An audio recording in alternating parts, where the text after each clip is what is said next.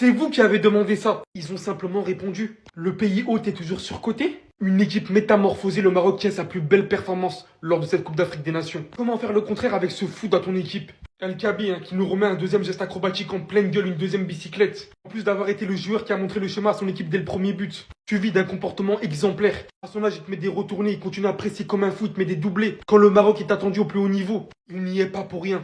L'un des meilleurs joueurs de cette CAN.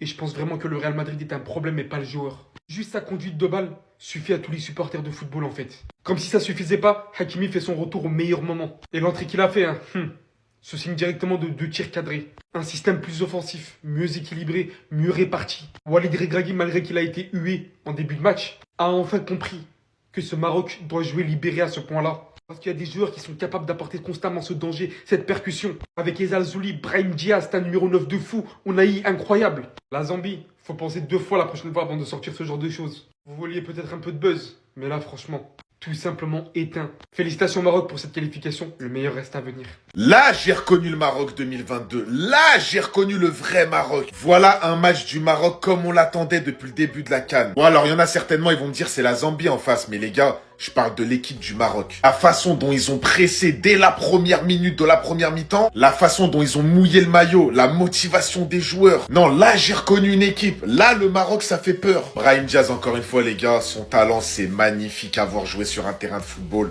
Je veux rien savoir. C'est le meilleur joueur de la CAN pour le moment, ou un des meilleurs. Encore buteur ce soir, magnifique but. Le mec, il joue même pas 90 minutes, il fait un festival pendant 60 minutes. Encore une retournée accro... Non mais les gars, franchement, lui, mais que des retournées en fait. Il a mis une retournée le premier match, il avait déjà le plus beau but de la CAN. Il t'en remet une deuxième. Surtout qu'au début, elle a été sifflée hors-jeu. Et après, non, finalement, il n'y a pas d'hors-jeu. Le but est validé. On soulignera aussi la magnifique entrée d'Achraf Hakimi qui revient sur les terrains. Poussé par les supporters, applaudi par les supporters marocains. Franchement, ça fait trop plaisir. Eh les gars, Hakimi, tu peux pas le détester. Regardez juste sa tête. Tu peux pas le détester, les gars. Il est trop simple, il est trop gentil, il respire la bonne humeur, c'est trop. Mais bon, franchement, pour moi, collectivement parlant, c'est le meilleur match du Maroc que j'ai vu pour le moment. Bon, la Zambie, dommage pour eux, ils ont quand même affronté un gros Maroc, les gars, faut pas se mentir. En tout cas, félicitations. Tiens, comme c'est bizarre, les gars.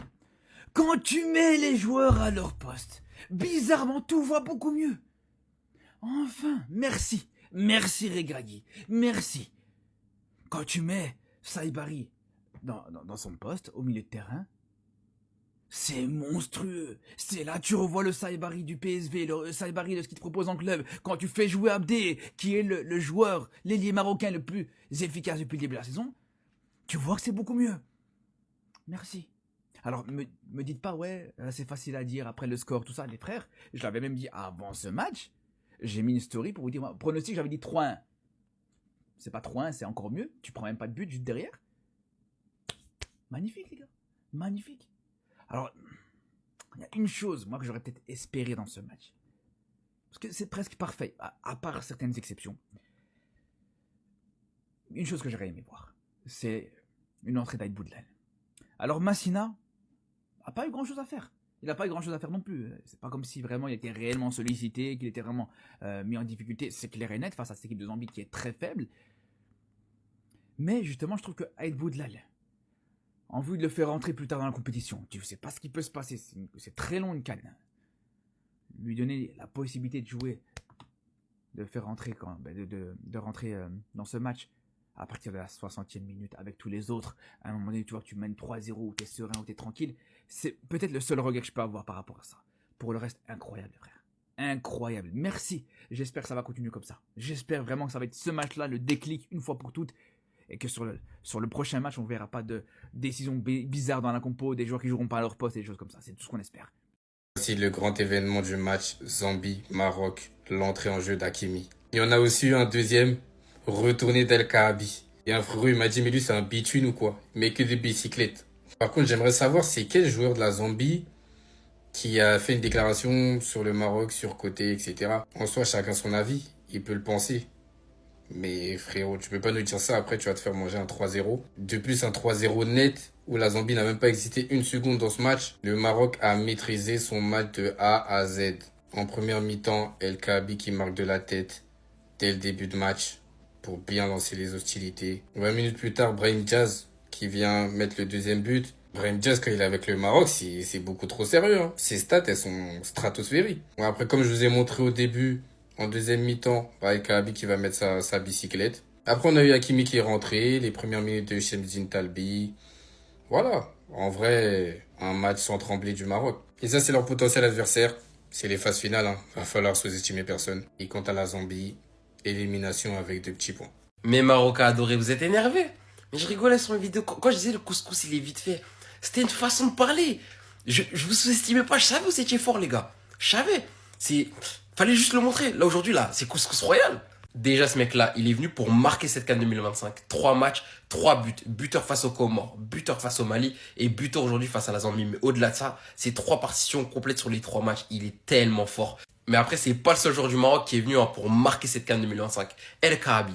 3 matchs, 2 bicyclettes. Je sais pas si vous vous rendez compte de la stat. Il y a des joueurs, toute leur carrière, ils rêvent d'en mettre une seule. Hein. Même Messi, Lionel Messi, le meilleur joueur de l'histoire du football, n'a jamais mis de bicyclette. Mais lui, hein, une canne lui a suffi pour en mettre 2. Et encore, je peux même pas dire une canne, parce que ça se trouve, il va en mettre encore. Mais au-delà de ça, aujourd'hui, buteur aussi de la tête, franchement, c'est très fort. Ils ont trouvé leur numéro 9, hein. C'est bien mieux que Saïbar en 9. Après, ce qui a aidé aujourd'hui, hein, et qui a changé par rapport aux 2 matchs précédents, c'est le retour de ce petit magicien Ounahi. Après, c'était que la Zambie en face. J'attends de voir face au plus gros. Mais franchement, très fort techniquement, on le savait. Dans la dernière passe, très juste, hein, hauteur sur les 3 buts du Maroc.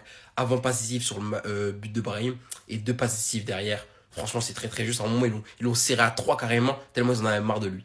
En tout cas, hein, grosse victoire aujourd'hui pour le Maroc. Et ça va donner de l'assurance hein, pour la suite de la compétition parce qu'ils sont qualifiés pour les 8e de finale. En tout cas, les Zambiens là, retour à la maison, Wilson qui est là, je ressens bien, le Maroc est une équipe surcotée et battable. Comment tu peux dire ça et venir te pointer au match 0 tir cadré? 0.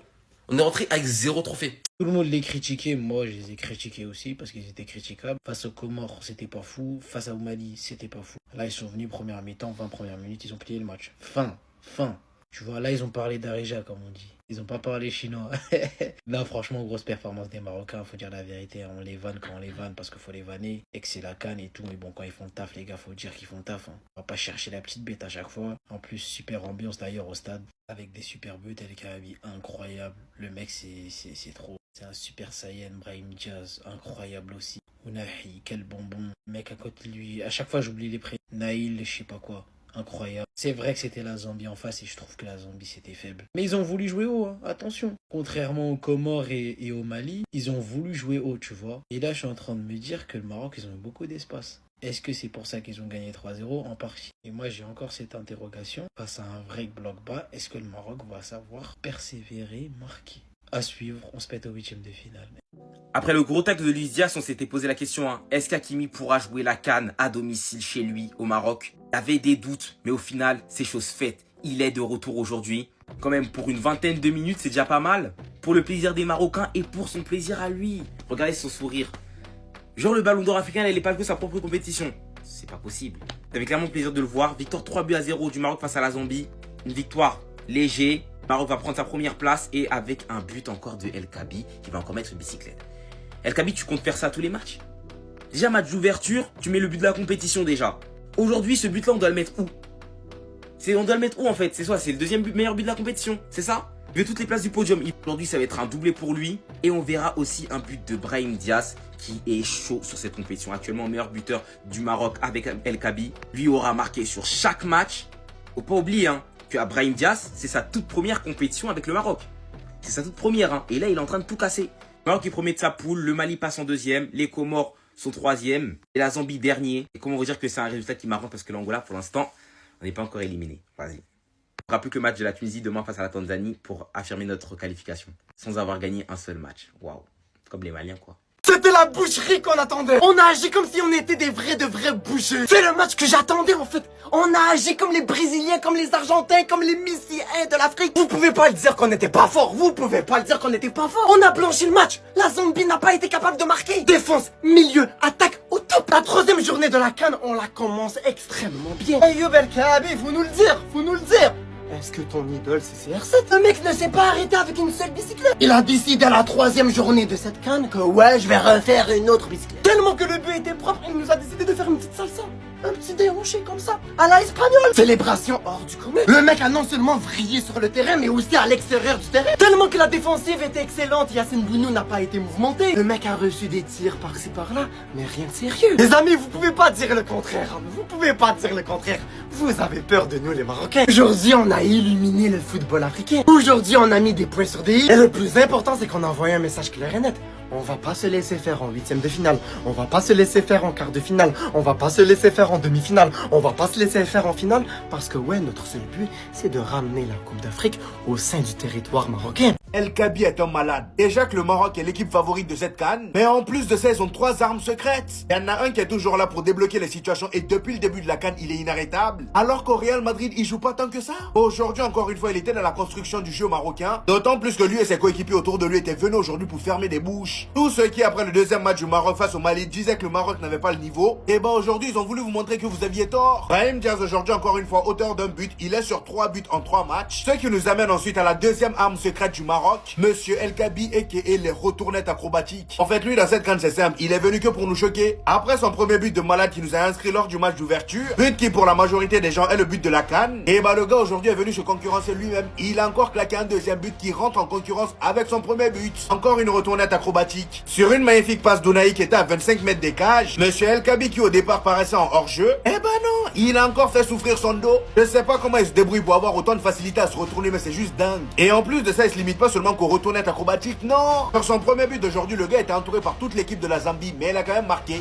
Il a marqué. Lui comme Brahim Diaz sont désormais à 3 buts en 3 matchs. Ce qui nous amène à la troisième arme marocaine, Monsieur Achraf Hakimi. Il vient juste de faire ses débuts. Maintenant, imaginez la suite avec lui, sachant qu'aujourd'hui, sans lui, ils ont montré un beau visage. Non, ça va être terrible. Et à l'issue de cette dernière journée, les amis, le Maroc termine premier avec 7 points, le Mali deuxième avec 3 points. Eux, ils ont fait que des matchs nuls. Le plus important, c'est qu'ils sont qualifiés. En troisième place, les amis, on a le Comore. Et à la quatrième place, la Zambie. Donc Comore et Zambie sont éliminés. Reste à voir si le Comore pourra terminer meilleur troisième. Le Maroc est une équipe surcotée et battable.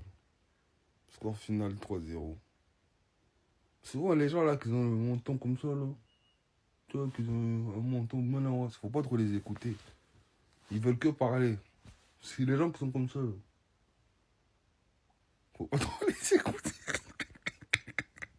La Zambie, c'est la seule équipe qui opte pour une tactique de haram ball, mais qui encaisse un but à la 9e minute de jeu. Bref, la Zambie, qu'est-ce que c'est faible, mais qu'est-ce que c'est faible. Je sais même pas si pendant le match, ils ont réussi à aligner 5 passes d'affilée. Et Regragui, alhamdoulilah, il s'est enfin remis en question. C'est sûr que quand je fais jouer des joueurs à leur poste, ça va beaucoup mieux. Mais j'ai une question pour vous, les frères marocains. Comme on l'a vu dans la combo du Maroc, Amrabat n'était pas aligné. Moi, j'ai fait un constat. Après, ben, je suis fou, hein.